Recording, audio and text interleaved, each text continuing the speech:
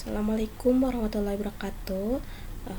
Perkenalkan, nama saya Pita Arianti dari kelas Akuntansi 3E. Di sini saya akan menganalisis laporan keuangan. Berikut adalah profil perusahaan yang saya ambil untuk dianalisis, yaitu PT Telkom Indonesia Persero Tbk atau disebut Telkom, adalah badan usaha milik negara BUMN yang bergerak di bidang jasa layanan teknologi informasi dan komunikasi TIK dan jaringan telekomunikasi di Indonesia. Pemegang saham mayoritas Telkom adalah pemerintah Republik Indonesia sebesar 52,9%, sedangkan 47,91% sisanya dikuasai oleh publik. Dalam upaya bertransformasi menjadi digital telecommunication company, Telkom Group mengimplementasikan strategi bisnis dan operasional perusahaan yang berorientasi kepada pelanggan. Transformasi tersebut akan membuat organisasi Telkom Group menjadi lebih ramping dan lincah dalam beradaptasi dengan perubahan industri telekomunikasi yang berlangsung sangat cepat.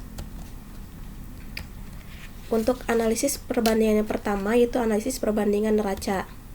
Di sini ada total aset, ada total ekuitas, ada total liabilitas, dan ada total liabilitas dan ekuitas.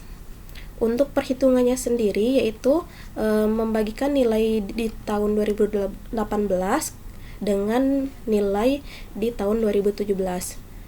Contohnya seperti ini: 2018 atas 2017, 2019 atas 2018, 2020 atas 2019, 2021 atas 2020.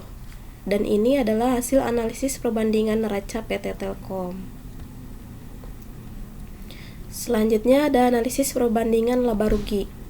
Untuk perbandingan laba rugi ini ada total pendapatan, ada laba tahun berjalan, ada laba usaha, ada laba komprehensif tahun berjalan.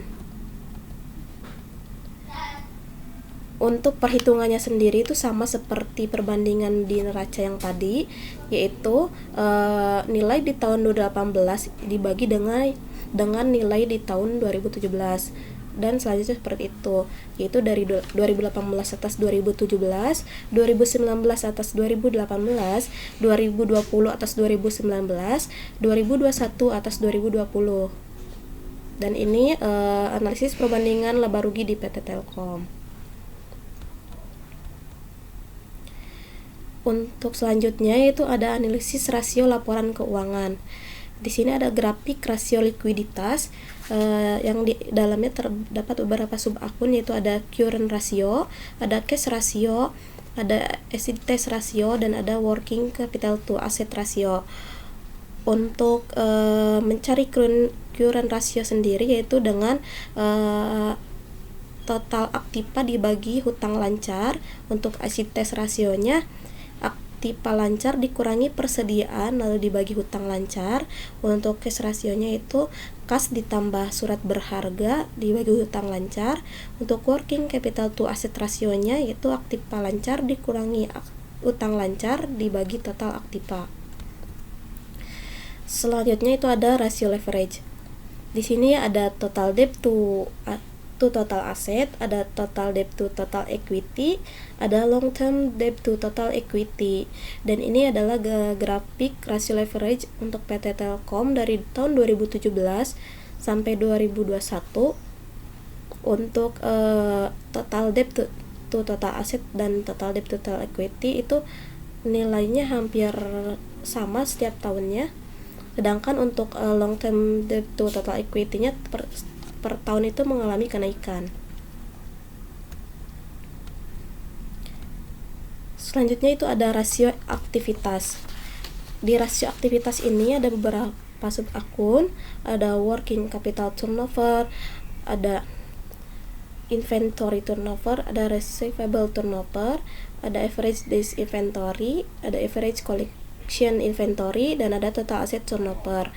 Untuk grafik di sini tuh ada di mana di tahun 2018 untuk nilai working capital turnover-nya itu mengalami penurunan.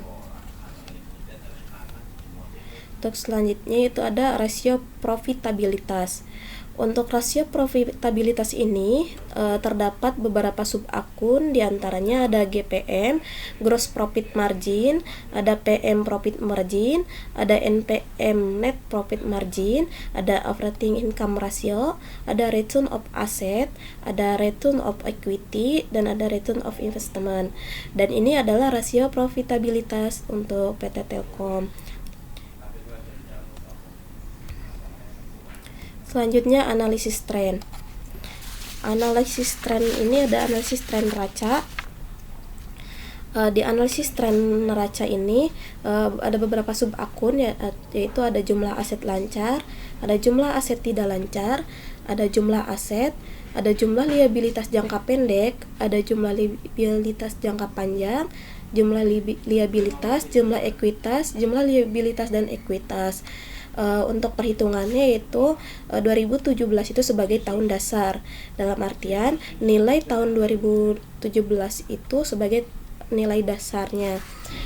Contohnya seperti ini, 2017 dinilai di 2017 itu dibagi dengan nilai 2017 lagi, untuk 2018-nya dibagi dengan nilai 2017, untuk 2019 dibagi dengan nilai 2017, 2020 dibagi dengan nilai 2017, di nilai 2021 dibagi dengan nilai 2017.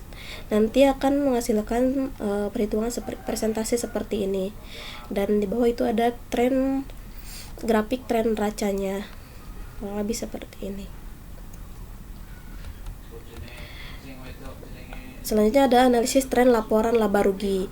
Di analisis tren laporan laba rugi ini ada beberapa subakun, yaitu ada pendapatan, ada laba usaha, laba sebelum pajak penghasilan, laba tahun berjalan, jumlah laba komprehensif tahun berjalan.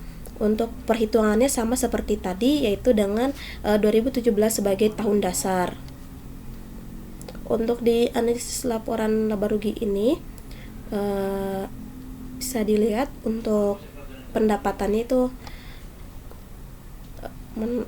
meningkat sedikit demi sedikit. Dan ini ada grafiknya, grafik tren laba rugi. Itu mengalami kenaikan untuk laba tahun berjalan itu di 2019, dan jumlah laba komprehensif tahun berjalan itu paling tinggi di 2019. Selanjutnya ada analisis common size laporan neraca. Untuk analisis common size laporan neraca, seperti tadi ada beberapa subakun. Contohnya ada jumlah aset lancar, jumlah aset tidak lancar, jumlah aset, jumlah liabilitas jangka pendek, jumlah liabilitas jangka panjang, jumlah liabilitas, jumlah ekuitas, dan jumlah liabilitas dan ekuitas. Ini adalah hasil yang telah dianalisis. Pada tahun 2017 sendiri, jumlah aset lancarnya itu ada 23,96%. Di 2018 itu mengalami penurunan menjadi 20,98%. 2019 mengalami penurunan lagi menjadi 18,86%. Di 2020 mengalami penurunan lagi 18 menjadi 18,83%, dan di 2021 mengalami sedikit kenaikan itu 22,11%. Untuk di jumlah aset tidak lancar pun sama, di setiap subakunnya itu mengalami penurunan dan kenaikan. Selanjutnya ada analisis common size laporan laba rugi. Untuk analisis common size laporan laba rugi itu ada beberapa subakun, ada pendapatan, laba usaha, laba sebelum pajak penghasilan, laba tahun berjalan, serta ada jumlah laba komprehensif tahun berjalan. Untuk di 2017 itu untuk di pendapatan itu hampir sama ya, sampai 2021. Untuk di laba usahanya itu di 2017 sampai 2018 itu sama nilainya, yaitu 34,25%. Di tahun 2019 mengalami penurunan menjadi 31,27%. Di tahun 2020 mengalami sedikit kenaikan, yaitu menjadi 31,88%. Di tahun 2021 ada kenaikan lagi menjadi 33,21%. untuk di akun berikutnya juga sama, yaitu di laba sebelum pajak penghasilan itu tahun 2017 dan tahun 2018 itu nilainya sama 33,26%. Untuk 2019 itu kembali lagi mengalami penurunan jadi 27,96%. Untuk 2020 lagi ada peningkatan menjadi 28,41%. Di 2021 itu ada kenaikan lagi menjadi 30,50%.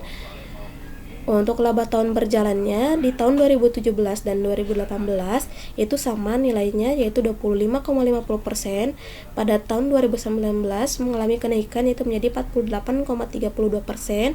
Di tahun 2020 turun lagi menjadi 21,66%. Di tahun 2021 menjadi 23,71%. Untuk jumlah laba komprehensif tahun berjalan pada tahun 2017 dan 2018 itu sama 23,68%. 2019-nya mengalami kenaikan yaitu 46,70%. 2020-nya mengalami penurunan menjadi 19,4%, dan 2021-nya ada sedikit kenaikan menjadi 25,09%.